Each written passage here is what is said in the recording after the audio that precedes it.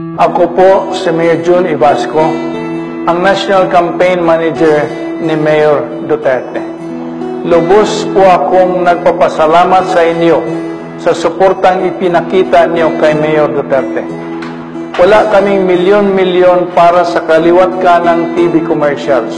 Ang inaasahan lang ni Mayor Duterte ay ang milyon-milyon na supporters tulad niyo.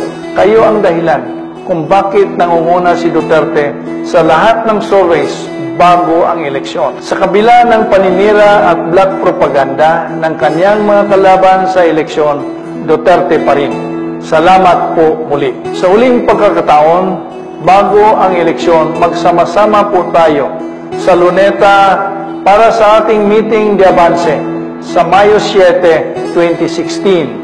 Ang assembly time po ay magsisimula ng 3 o'clock in the afternoon. Dalhin niyo ang inyong pamilya, mga kaibigan, kaklase at kaopisina.